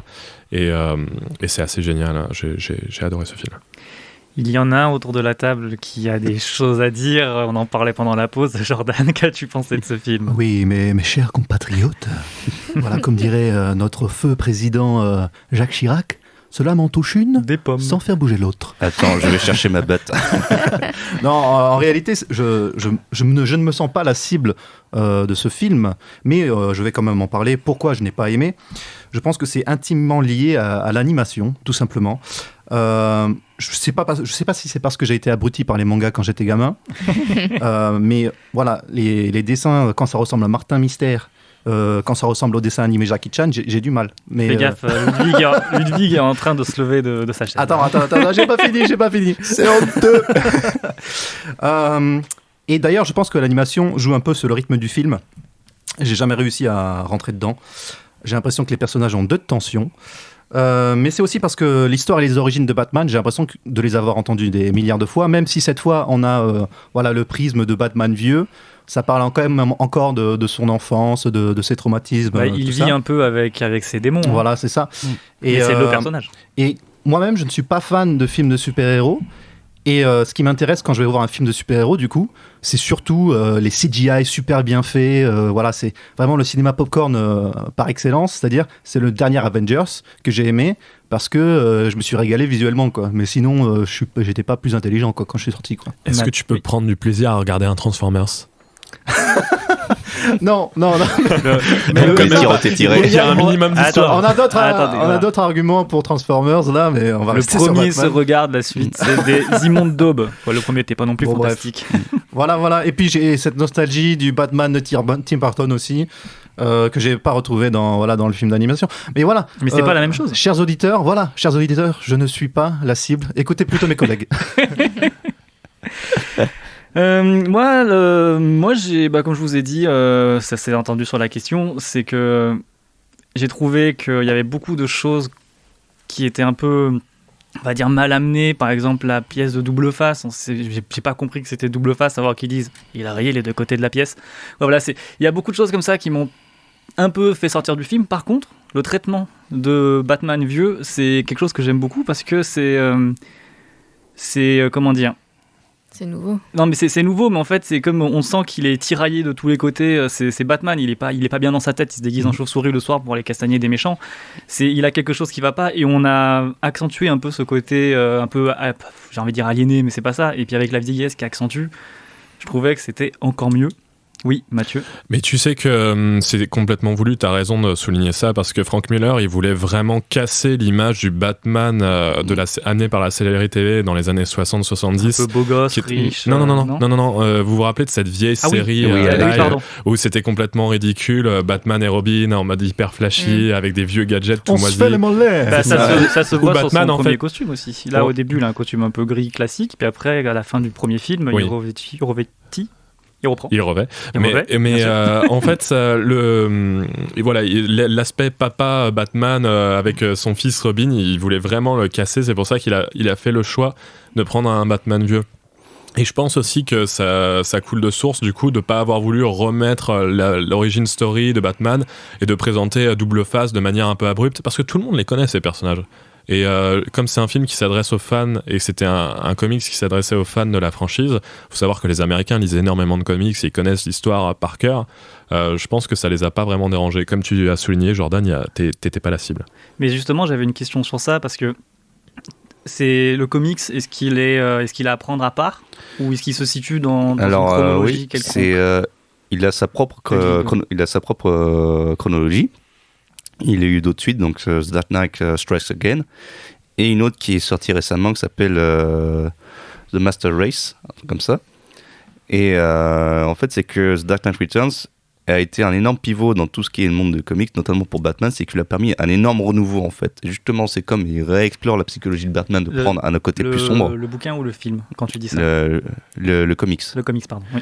Ouais, le comics, ça a permis un renouveau, un second souffle à la série de Batman qui justement peinait un petit peu à se renouveler. Puis Frank Miller elle a débarqué et a dit allez, on va explorer tout ça.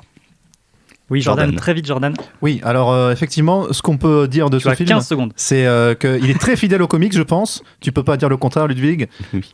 Voilà. Et j'ai une question. Pourquoi est-ce que Robin, il est habillé en jaune, rouge et vert, alors que Batman, il est tout en noir?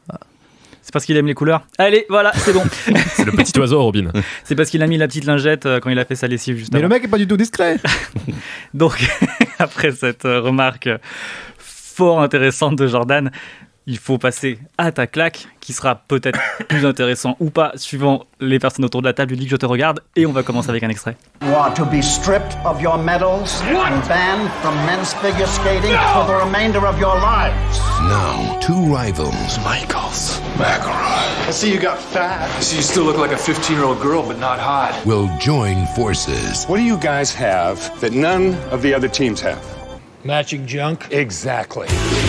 Blades of Glory. So, Coach, I was thinking about the music for our routine. We're gonna skate to one song only. I'm gonna get you drunk off my lady hump, my lovely lady hump. I don't even know what that means. No one knows what it means, but it's provocative. Et on t'a vu, Jordan, danser sur cette musique chantée par Will Ferrell à la fin. Moi aussi, je vais pas le cacher. Nous allons parler maintenant de Blade of Glory, Les Rois du Patin, sorti en 2007 par Will Speck et Josh Gordon. Jordan, est-ce que tu veux nous donner un petit résumé du film pour donner l'eau à la bouche aux auditeurs et aussi à ceux autour de la table? Alors, c'est un film américain humoristique, parodique, sur l'univers du patinage artistique. Ça se passe aux États-Unis, c'est l'histoire de deux patineurs, Chaz Michaels et James McElroy, joués par John Heater et Will Ferrell. Alors, ce sont deux rivaux sur la glace, complètement différents. L'un est efféminé, il danse sur du Andrea Bocelli. L'autre est à moitié acteur porno et danse sur de la musique rock. Bon, il se trouve qu'ils vont s'engrainer quand ils gagnent tous deux à égalité une médaille d'or. Et en se battant devant la télévision, ils sont bannis de la Fédération américaine de patinage artistique. Et du coup, ils ne peuvent plus patiner en simple. Donc, ils tombent en dépression et ils veulent absolument retrouver les sommets. Mais le seul moyen de pouvoir patiner encore professionnellement, c'est de pouvoir participer en compétition, mais en duo. Et donc, en fait, ils vont tous les deux s'allier pour pouvoir participer aux Jeux Olympiques de Montréal, pour faire un duo.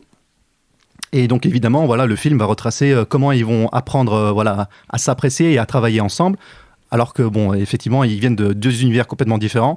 Et on a aussi une famille de riches, complètement BCBG, qui va rentrer au milieu et qui vont être les vrais antagonistes de ce film.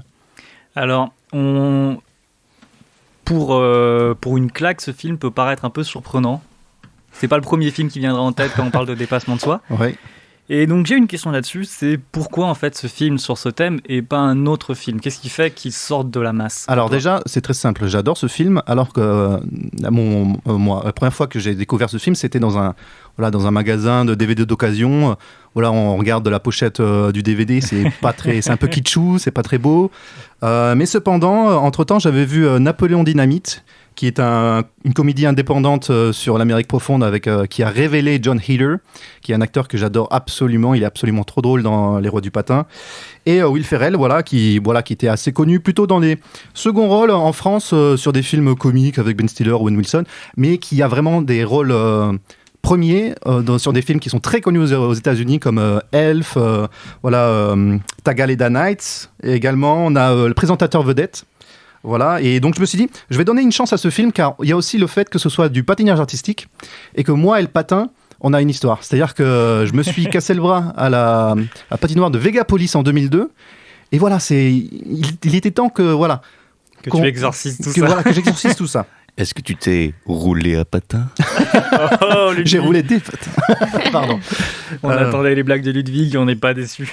Du coup, tu veux savoir un petit peu plus à propos du dépassement de soi ? Oui, vas-y, j'allais te poser la question. Bah, je peux me barrer sinon. Hein, Désolé, je suis un peu excité. Voilà. Vous pouvez le Attends un le peu, là, ton comprendre. excitation, là, je... Donc, le dépassement de soi. Donc, bon, voilà, les protagonistes se détestent, c'est clair. Déjà, ils doivent apprendre à travailler ensemble. C'est un duo 100% masculin et interdit en réalité dans la vraie vie, quoi. Mais le film essaye justement tout au long du film de bousculer cet univers du patinage artistique.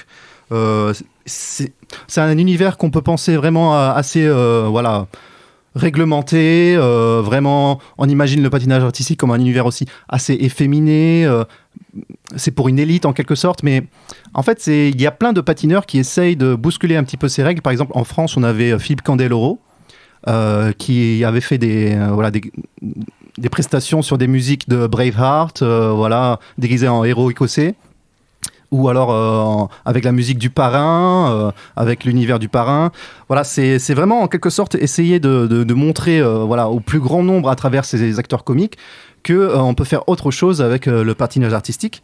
Il y a aussi à ce moment du film où pour pouvoir gagner les Jeux Olympiques, ils doivent absolument travailler sur un geste, un pas. Le Iron Lotus. Le lotus de fer qui est soi-disant un pas qui vient de Corée du Nord. Bon, c'est évidemment du bullshit. je pensais pas. Voilà, merci c'est ça. de me le dire. Et c'est une espèce de toupie qui envoie en l'air son acolyte. Son acolyte en l'air doit faire un salto. Ensuite, celui qui est en bas doit faire une toupie qui doit frôler la gorge de son acolyte qui est en train de faire un salto. Une espèce de kickflip. Voilà, c'est ça. Et il doit le rattraper par le poignet et la cheville. Bon, c'est un move qui n'existe absolument pas. Et qu'on aimerait voir. Mais par contre, on a des patineurs français d'ailleurs qui ont fait des moves qui ont été super dangereux et qui étaient là aussi pour, en quelque sorte, révolutionné du monde du patinage. C'était Surya Bonali qui, aux Jeux Olympiques de Nagano en 98, avait fait un salto arrière sur la glace pour la première fois. Et sauf qu'elle s'était brisé la cheville, que d'ailleurs comme dans le film, à un moment donné, Chaz Michael se brise la cheville. Elle s'était brisé la cheville et donc elle a fait un salto arrière et elle s'est rattrapée sur une jambe. Ce qui est complètement hallucinant. Et donc, en fait, le dépassement de soi, c'est évidemment ces personnages qui essayent de travailler ensemble, de dépasser leur personnalité, tout ça. Mais aussi c'est le dépassement de la discipline, tout simplement. Donc, c'était super intéressant, je t'ai pas coupé parce que j'étais captivé, attention. Après, moi je trouve que ce film, de toute façon, t'as parlé un peu des musiques un peu, on va dire, qui sortent des sentiers battus. Pour moi, dès qu'il y a Marky Mark avec Good Vibration, de toute façon, ça reste forcément un bon film. Et puis Queen à la fin. Oui. Queen et mais surtout Marky Mark, faut quand même rester. Et Aerosmith au milieu, et Andrea Bocelli, j'adore quand t'es parti les gars. Alors, du coup, tu nous as dit que tu n'aimais pas le film précédent avec Batman. Ouais. Et là, maintenant, on échange un peu les rôles. Ludwig, j'ai cru comprendre que tu n'aimais pas le film. Attention, la petite est chargée. Je t'en prie. Alors, c'est tout simplement, c'est comme au niveau réalisation, c'était plat quoi. Puis en fait, Will Ferrell, c'est pile ou face. C'est soit tu vas te marrer, face. ouais. Toi pour le mot. Soit tu vas bien te marrer, soit tu vas te faire chier. Et moi, c'était dans le deuxième cas, parce que bon, Will Ferrell, il marre aussi dans Elf et puis aussi dans Ron Burgundy où c'est marrant, mais là, Commentateur vedette en français. Ouais, voilà. Mais là, c'est que sur ce film-là, j'ai l'impression de retrouver ces mêmes rôles sur les autres comédies qu'il a déjà faites. Et je dis, ça se répète un peu, les mecs, le jeu est ultra exagéré. Oui, je pense que tu as raison en fait que Will Ferrell, le rôle de Will Ferrell, ça ressemble un peu à ce qu'il avait fait avant. Mais ce qui est intéressant justement, c'est l'association avec John Heater, qui est vraiment un acteur qui était vraiment pas connu à l'époque, qui sortait de Napoléon Dynamite.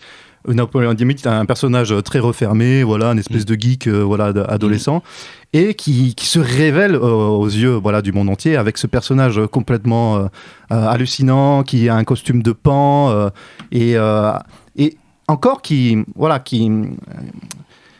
dépasse les stéréotypes, parce qu'on peut penser il est patineur et en plus il est efféminé, il est forcément gay, mais en fait pas du tout. C'est justement c'est lui qui en quelque sorte va avoir l'élu de son cœur à la fin, quoi. Et pour rester... Une femme, évidemment. Pour rester vite fait sur l'humour du film, t'as une blague préférée, toi, qui t'a transcendé? Justement, vous savez, on a tous un film... On a un film voilà, qu'on a vu des milliards de fois, on se dit oh, je vais pas le regarder une nouvelle fois, quoi. Et puis on commence à le regarder, puis on rigole tout le temps. Donc j'ai beaucoup de blagues, mais j'en ai noté quelques-unes. T'as le droit qu'à une seule. Ah, d'accord. Choisis la meilleure. Alors, moi ce que j'adore, c'est à la fin, après la course-poursuite, quand le personnage de Chaz Michaels doit faire de la tyrolienne avec son slip pour aller sur la glace. Et au passage, comme la tyrolienne est un peu basse, il découpe avec ses patins tout le public. Ça me tue, je suis mort, je mort de rire, tout simplement. Quelque chose à dire sur cette blague, Mathieu? Écoute, pas forcément sur cette blague. Je pense que je vais regarder les films avec Ludwig maintenant, hein, parce que je suis un peu d'accord avec lui. Non, en vrai, j'ai pas passé un mauvais moment. C'est un peu... je l'ai regardé un dimanche matin et c'est un peu le film du dimanche matin, quoi. On le regarde tranquillou dans son canapé. En mode cuite. Voilà. Je ne préciserai pas dans quelles conditions. Mais assis dans ton canapé. Il a un côté intéressant, tu l'as souligné, Jordan, ce film, c'est que on retrouve toute la bonne vieille bande de ces acteurs américains qu'on connaît pas forcément en France, mais qui sont quand même assez réputés. Et avec un propos très décalé, très comique, il arrive à toucher du doigt la question de la représentation de la masculinité. Tu l'as dit, hein, finalement, celui qu'on juge le plus efféminé, qui pourrait être même catalogué comme gay, c'est lui qui a la fille derrière, c'est lui qui en met plein les yeux et qui finalement a un style quand même de patinage qui est beaucoup plus beau que celui de Will Ferrell, du personnage de Will Ferrell. Et j'ai trouvé que c'était assez intéressant de casser un peu cette image de la virilité avec ce couple d'hommes qui dansent sur la glace à notre époque, alors que tout le monde dit qu'on est dans une époque d'acceptation.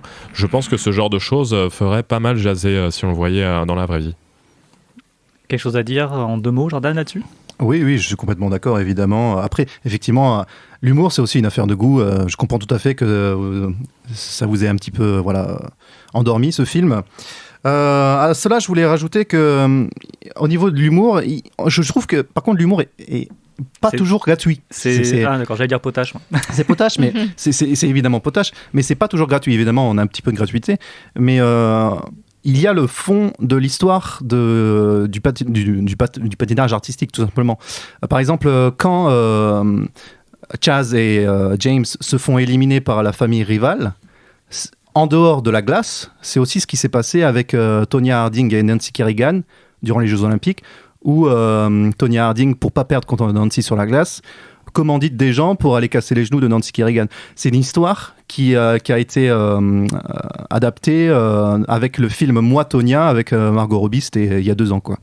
Donc à chaque fois, ce qui est intéressant, c'est que évidemment, l'humour, mais aussi le fond historique qui en font un film, pour moi, réussi, tout simplement. Et toi, donc, Docteur Gabriella, parce qu'on l'a pas assez dit dans cette émission, qu'as-tu pensé de ce film ? Pour faire vite, moi j'ai pas détesté comme Ludwig, après j'ai peut-être pas autant aimé que Jordan non plus. C'est le juste milieu. Moi c'était le premier film que je connaissais pas du tout les films de Will Ferrell, du coup c'était le premier que je voyais. Du coup moi je me suis bien marrée, j'ai pas trouvé que c'était redondant avec d'autres films de lui parce que je connaissais pas. Donc j'ai trouvé c'est un humour complètement grotesque mais c'est bien fait, donc du coup ça a bien marché sur moi. Mais sinon je suis d'accord avec le fait que ça traite quand même, il y a des sous-textes intéressants dans ce film, mais mais je me suis bien marrée et c'était rigolo. Une petite blague qui t'a bien fait rire justement? Moi j'en ai une, je la dirai après. Honnêtement je sais pas, là, j'en ai pas noté qui m'ont complètement si juste la blague quand il découvre pour la première fois la technique du lotus de fer où il montre une vidéo qui se passe en Corée du Nord, et je m'attendais pas à ce que en fait les 2 patineurs à la voir se faire décapiter. de voir la fille sans tête, quoi. Moi ma blague préférée, pour rester sur l'humour, le bon humour que Jordan aime, les tatouages, non bon. Non, moi ma blague préférée c'était plus subtil, c'est celle où on a les interviews de pas mal de personnes dans la rue, et t'en as un qui, avec son hot dog avec 2 saucisses, qui dit non mais vous trouvez ça normal quand on est en train de parler du fait que t'as 2 hommes qui vont faire du patinage artistique ensemble, et donc il est devant la caméra, ouais c'est pas normal, et vous là si je vous montre ça vous trouvez ça normal, et la caméra se baisse, on voit un pain avec 2 saucisses dedans. c'est simple, mais moi j'ai explosé de rire à ce moment-là. C'était la subtilité que je voulais dans ce film de temps en temps, et c'est vrai que de temps en temps il y a des blagues subtiles. Voilà, c'est tout ce que j'avais à dire. Et donc un dernier mot peut-être à rajouter sur ce film. Oui, on parle souvent de VF ou de VO. Ouais. Ce film est à voir en VO parce que je pense que c'est un film qui a été doublé un petit peu à l'arrache. On va pas se mentir, je crois qu'il est sorti seulement en DVD, ou alors au cinéma il est resté peut-être une semaine. Il a fait 5000 entrées aussi. C'est parce que Will Ferrell n'est vraiment pas connu, surtout en 2007. C'était vraiment pas connu, et Napoléon Dynamite non plus. Et en plus, la beaufrie, c'est quand même très difficilement traduisible. Donc, vous regardez-le en VO, vous ne regretterez pas. Généralement, les blagues en VO sont quand même de meilleure qualité. Et c'est sur ces bons mots qu'on a terminé l'émission. Mais avant de terminer l'émission, chacun est venu avec sa petite recommandation du mois. C'est l'heure de la claque du mois. Écoute, c'est incroyable. Insensé, vraiment, assieds-toi. Tu vas voir, écoute. Non mais sans déconner, regardez bien. Qu'est-ce que vous en pensez? Ça me fait penser à des petits chiens. C'est parfait, vous au moins vous manquez pas d'imagination. Oh, c'est génial. C'est de toute beauté. Splendide, absolument merveilleux. Ah, c'est surprenant. Ah oui. Ok, elle est bonne. C'était formidable, Billy. Et donc, pour clore cette émission, on est chacun venu avec une recommandation, quelque chose qu'on a vu ce mois-ci, qu'on a envie de partager. On va commencer avec toi, Mathieu. Quelle est ta claque du mois ? Alors, moi, c'est une série d'animation qui est disponible sur Netflix, qui s'appelle The Dragon Prince, et qui a été créée par les mêmes personnes qui ont fait Avatar et La Légende de Korra. Avatar, le dernier maître de l'air, pas le film de James Cameron. C'est très très chouette, ça se situe toujours dans une espèce de monde un peu comme dans Avatar, d'heroic fantasy, où on est sur un continent qui est divisé entre le monde des hommes et le monde des elfes, le monde des hommes très terre à terre, le monde des elfes très magique. C'est un bon moment, c'est 8 épisodes je crois par saison, il y en a 3, il y aura sûrement une 4e saison, mais voilà, si vous voulez vous divertir et avoir des personnages assez intéressants à l'écran, regardez The Dragon Prince. Eh ben c'est noté pour moi. Jordan, quelle est ta claque du mois ? Alors ma claque du mois, c'est le film À couteau tiré de Rian Johnson, Knives Out en original. C'est une adaptation en quelque sorte du jeu de société Cluedo, tout simplement. Vous avez déjà joué au Cluedo avec votre famille, j'imagine. Voilà, on s'ennuie un peu, on s'endort, on finit jamais la partie parce que il y a le gamin qui pleure. Bon bref, c'est très très frustrant. Par contre, le film est tellement drôle, et en fait, imaginez la partie de Cluedo en famille, mais sous cocaïne quoi. C'est vraiment accéléré à fois 3000. L'humour est absolument super drôle, les personnages sont super bien filmés, la mise en scène est géniale, et Daniel Craig magistral. Je suis amoureux de lui, voilà. Knives Out, allez le voir, c'est exceptionnel. Ludwig, pour toi, ta claque du mois ? Ce serait une bande dessinée italienne qui parle justement le Caravage, le peintre illustre de la Renaissance. Donc cette BD a été réalisée par Milo Manara, qui était sorti en 2015, et ça parle justement du parcours du Caravage durant cette époque, et c'est sorti en 2 tomes. D'accord, c'est tout. Voilà. Je pensais que t'allais un peu développer. si on s'intéresse un peu à la peinture et au Caravage, c'est que ça retranscrit sa vie sans pour autant trop la romancer. Donc c'est plus fidèle, on va dire. Eh ben, j'irai jeter un coup d'œil. Gabriella, ta claque. Alors moi, c'est assez divers aujourd'hui parce que c'est un jeu vidéo qui s'appelle Gris. C'est un jeu indépendant qui est sorti en décembre 2018, et c'est un jeu qui a été fait par un studio, c'est leur premier jeu en Espagne. En fait, l'histoire, c'est qu'on va incarner Gris, qui est une jeune fille qui va perdre sa voix au début du jeu. Et elle va devoir explorer plusieurs mondes un peu étranges pour essayer de retrouver cette voix. Et elle va devoir affronter un peu ses peurs et ses propres démons. Et du coup, c'est un jeu qui est assez simple au niveau du gameplay. C'est un jeu de plateforme avec quelques énigmes très simples à résoudre. Mais la force, c'est surtout au niveau des graphismes et des musiques, etc. où j'ai trouvé ça magnifique. Ça peut faire penser à d'autres jeux un peu contemplatifs comme Journée ou Abzu. Mais je trouve que Gris a vraiment un petit truc en plus où c'est pas en 3D, ça fait vraiment comme des dessins faits à la main ou à l'aquarelle, Et l'histoire m'a juste hyper touchée. Et je trouve que c'est même accessible à des gens qui ne sont pas habitués aux jeux vidéo. Et franchement, je le recommande. C'est juste super beau. C'est un jeu que j'ai fait et c'est un jeu que j'ai bien aimé, donc je ne saurais que vous le recommander aussi. Et pour finir, pour moi, ma claque du mois, c'est la série Castle Rock, une série sur 2 saisons qui a été produite par J.J. Abrams et Stephen King. C'est adapté de l'univers de Stephen King parce que Castle Rock, c'est une des villes qu'il développe dans pas mal de ses romans. Et donc cette série, c'est un patchwork de tous ses livres, ça reprend les personnages, ça reprend des intrigues, mais ça mélange tout pour faire une histoire originale. Donc si vous aimez... C'est de l'horreur psychologique, si vous aimez ça, si vous aimez l'univers de Stephen King, même sans forcément trop s'y connaître, parce que c'est mon cas, et ben vous allez bien aimer cette série. La 2e saison est excellente, la première était très bonne, il y a des épisodes dans les 2 saisons qui sont des épisodes grandioses, avec une réalisation de maître, on va dire, peut-être pas jusque-là. Mais la fin de la saison 1 était, pour pas mal de personnes, très décevante, mais il faut passer par-dessus ça, parce que la saison 2 est encore mieux. Et c'est disponible sur MyCanal pour la première saison et sur Hulu si vous parlez l'anglais, si vous le comprenez, aux États-Unis pour les 2 saisons.